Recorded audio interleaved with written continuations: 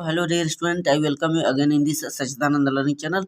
आप देख रहे हैं क्लास 11th का केमिस्ट्री के मोस्ट इम्पॉर्टेंट क्वेश्चनों का ये सेकेंड पार्ट है। इसके पहले पार्ट 1 आप नहीं देखे तो डिस्क्रिप्शन में लिंक पड़ा हुआ है, जाकर के चेक करें। ये आपके आगामी एग्जाम की दृष्टि से काफी महत्वपूर्ण क्वेश्चन है। तो देखिए, पहला महत्वपूर्ण क्वेश्चन हमने दिया, अफबाऊ का नियम बताइए। तो अफबाऊ का रूल ये कहता है कि विभिन्न परमाणुओं के सबसेलों में उपकक्षकों में जो इलेक्ट्रॉनों का भराव होगा ऊर्जा के बढ़ते क्रम में होगा। फॉर एग्जाम्पल 1s से 2s, 2s से 2p, 2p से 3s, यानी कि 1s lower than 2s, 2s is lower than 2p। तो ऊर्जा के बढ़ते क्रम में यहाँ पर देखिए 4s से 3d में जा रहा है। चूंकि d सबसेल में 10 इलेक्ट्रॉन होते हैं, इसकी ऊर्जा स्तर बड़ी होती है एज कंपैरिजन देन 4s से। तो ऊर्जा के बढ़ते क्रम में हम लोग इलेक्ट्रॉनों का भराव करते हैं। अपवाऊ का यही रूल्स है। सेकेंड इंपॉर्टेंट क्वेश्चन देखेंगे, संकरण क्या है, कितने प्रकार का होता है। हाइब्रिडाइजेशन पूछ रहा है। तो यहाँ पर जो संकरण होता है, समान ऊर्जा के दो या दो से अधिक ऑर्बिटल मिलकर के दो नए ऑर्बिटल बना ले, यही प्रक्रम जो है संकरण कहलाती है, जो कि sp और sp2 और sp3 टाइप के होते हैं। फॉर एग्जाम्पल पहला जो टाइप्स होता है sp संकरण, sp में एक s और एक p मिल करके sp संकरण बनाता है। एक s और p माने दो नए ऑर्बिटल बन जाते हैं। जैसे कार्बन की जो इलेक्ट्रॉनिक विन्यास होगी 6 का 1s2 2s2 2p2, करेक्ट। अब इनके जब आप इनके सबसेलों में इलेक्ट्रॉनों का भरा होगा तो 1s2, देखिए s सबसेल में 2 इलेक्ट्रॉन, फिर 2s2 में भी 2 इलेक्ट्रॉन कूद जाएगा, लेकिन 2p को हम px py pz में डिवाइड करते हैं, जिसमें कि 3 सबसेल होते हैं। तीनों में इलेक्ट्रॉनों का भराव px में 1 इलेक्ट्रॉन कूदेगा और py में 1 इलेक्ट्रॉन कूद जाएगा 2p2 के नाते, करेक्ट। ये आपका रियल स्टेट में है, ग्राउंड स्टेट में। अब इसी को एक्साइट स्टेट में, उत्तेजित अवस्था में क्या होगा, यहाँ से यस सबसेल का 1 इलेक्ट्रॉन कूद करके आगे पी सबसेल के pz में प्रवेश कर जाएगा एक्साइट अवस्था में। तो यहाँ से 1 इलेक्ट्रॉन गया, यहाँ आया, वही स्थिति है।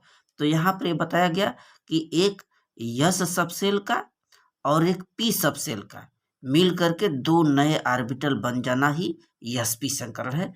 और इसका जो एग्जाम्पल है एसिटिलीन है। एसिटिलीन का फार्मूला देखिए C2S2 होता है, C2S2।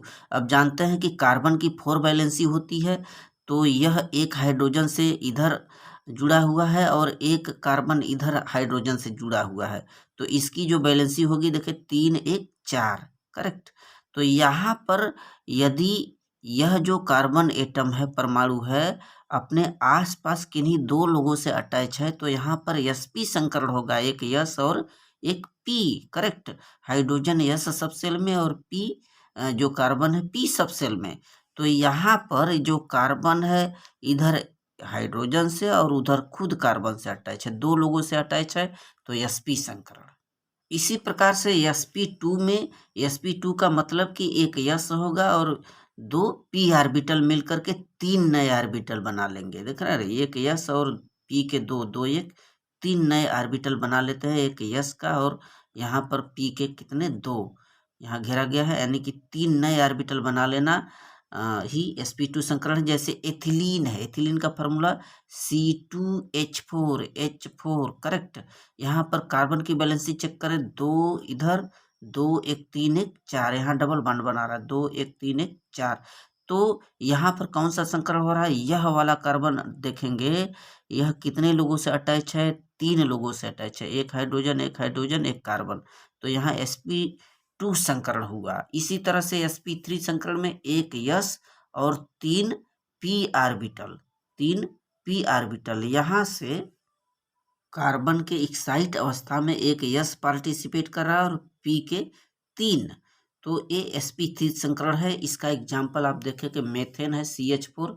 अब यहाँ पर जो कार्बन है ये अपने आसपास 4 लोगों से अटैच है, इसलिए यहाँ पर 3 1 4 sp3 संकरण पाया जा रहा है। थर्ड इंपॉर्टेंट क्वेश्चन चेक करेंगे, चार्ल्स का रूल पूछ रहा है, चार्ल्स का नियम। तो चार्ल्स ने बताया था कि स्थिर दाब पर किसी गैस के निश्चित द्रव्यमान का जो आयतन है उसके ताप के प्रोपोर्शनल होता है, ताप के समानुपाती होता है, V is proportional to the T। Charles के नियम में दाब स्थिर किया जाता है, जबकि बायल के नियम में ताप स्थिर होता है। तो चार्ल्स ने बताया कि जो आयतन होगा स्थिर दाब पर, जो आयतन है ताप के प्रोपोर्शनल होता है, अनुक्रमानुपाती होता है, V is proportional to T, यानी V बराबर KT। यहाँ से समानुपात का चिन्ह नियतांक में बदलेगा।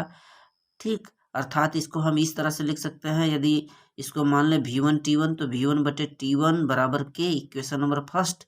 इसी प्रकार से V2 बटे T2 बराबर K, इक्वेशन 2। इधर का पक्ष बराबर तो ये पक्ष बराबर करें तो इसका एक समीकरण प्राप्त हुआ, V1 बटे T1 बराबर V2 बटे T2। This is the formula. Question number 4 you see, देखिए 4 काफी इंपॉर्टेंट क्वेश्चन। द्रव्य अनुपाती क्रिया का नियम लिखे, उदाहरण द्वारा साम्य स्थिरांक के का व्यंजक प्राप्त करना है। तो द्रव्य अनुपाती क्रिया का रूल यह कहता है कि स्थिर ताप पर किसी भी पदार्थ के अपक्रिया करने की जो रेट है, दर है, उसके सक्रिय द्रव्यमान के समानुपाती होता है। Correct, look seat. तो स्थिर ताप पर किसी भी पदार्थ के अपक्रिया करने की दर उसके सक्रिय द्रव्यमान के समानुपाती होता है। और यदि वही रासायनिक अपक्रिया होगी तो रासायनिक अपक्रिया की दर उसमें भाग लेने वाले जो अभिकारी पदार्थ हैं या अभिकारक हैं उनके सक्रिय द्रव्यमानों के गुणनफल के समानुपाती होगा। करेक्ट, किसी भी रासायनिक अपक्रिया की दर अभिकारकों के सक्रिय द्रव्यमानों के गुणनफल के समानुपाती होता है। जैसे हम कोई ये उत्क्रमणीय अभिक्रिया लें, A + B = C + D। ये उत्क्रमणीय अभिक्रिया है तो इसमें अग्र अभिक्रिया की दर जो RF होगा वह इसके समानुपाती होगा। इसके द्रव्यमान को हम बड़े कोष्ठक में संकेत से दर्शाते हैं। ए जो RF है proportional to the A and B, और इसको जब हम बदलेंगे तो RF = क्या हो जाएगा, KF। ये प्रोपोर्शनल से चिन्ह हटाइए और KF लग जाएगा A × B। ये द्रव्यमान को डिनोट कर रहा है, सक्रिय द्रव्यमान को, इक्वेशन 1। इसी प्रकार से विपरीत अपक्रिया C + D के लिए निकालेंगे तो RB माने बैकवर्ड रिएक्शन बराबर KB हो जाएगा, C × D, इक्वेशन नंबर 1। और साम्य स्थिरांक ये बोलता है कि अग्र अपक्रिया की दर और विपरीत अपक्रिया की दर दोनों बराबर होती है। दोनों आप बराबर करेंगे, जैसे ही बराबर करते हैं तो RF = RB हो जाएगा, यानी फॉरवर्ड रिएक्शन = बैकवर्ड रिएक्शन। अब उस कंडीशन में ये दोनों आपस में बराबर हो गए। अब इसको हम क्या लिख सकते हैं, KF बटे KB बराबर इतना बटे इतना, यानी C × D बटे A × B। अब KF और KB, ठीक है, इसके अनुपात को अग्र अपक्रिया और विपरीत अपक्रिया के वेग के दर के अनुपात को साम्य स्थिरांक KC कहते हैं। इसी को साम्य स्थिरांक KC कहा जाता है, यही इसका व्यंजक है। Question number 5, it is also important. देखिए ब्रांस्टेड और लोरी के अनुसार अम्ल और क्षार को परिभाषित करना है।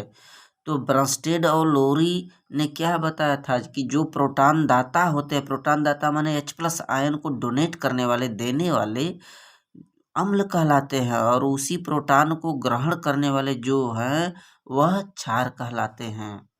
आर्हेनियस ने बताया था कि जो अम्ल होते हैं वह जल में घुल करके H+ आयन देते हैं और जो क्षार होते हैं OH आयन देते हैं। बट ब्रांस्टेड और लोरी ने बताया प्रोटॉन दाता अम्ल होते हैं, प्रोटॉन ग्राही क्षार होते हैं। लुक्सीट, तो H+ आयन को हम लोग प्रोटॉन बोलते हैं। प्रोटॉन डोनर, किस तरह से डोनर हो रहे हैं, यानी दाता, और प्रोटॉन ग्राही। ये एग्जाम्पल चेक करें, यहाँ पर हाइड्रोक्लोरिक अम्ल की क्रिया अमोनिया से किया जा रहा है तो यहाँ से जो HCl है यह टूट रहा है, इसमें से H+ आयन और Cl नेगेटिव ये डिवाइड हो रहे हैं। H+ जो होता है वह अमोनिया से अपक्रिया किया, NH3 पहले से है। जब एक H+ इसके चूंकि नाइट्रोजन जाते हैं, इसके पास एकाकी इलेक्ट्रॉनिक युग्म ऑलरेडी है, तो यह जब हाइड्रोजन इसके पास जाएगा, ज्वाइंट होगा, तो यह NH4 बना लेगा। अब चूंकि H+ के फॉर्म में जा रहा है इसलिए इसके ऊपर पॉजिटिव का साइन आ जाएगा। करेक्ट, तो यह जो HCl है इसने प्रोटॉन दिया, H+ दिया, इसलिए यह प्रोटॉन डोनर जो है अम्ल कहलाया। और चूंकि NH3 ने प्रोटॉन को लिया अतः यह क्षार कहलाया। उसी तरह से जब हाइड्रोक्लोरिक अम्ल की जल से क्रिया कराएंगे तो यहाँ से H+ आयन H2O को जाएगा और यह H3O पॉजिटिव बना लेगा और यह Cl नेगेटिव बच जाएगा। यानी यह चूंकि डोनर है, प्रोटॉन डोनर है, H+ आयन देने वाला है, अम्ल हो गया, और यह लेने वाला है, अतः यहाँ पर इस अभिक्रिया में H2O क्षार हो गया। So thanks student.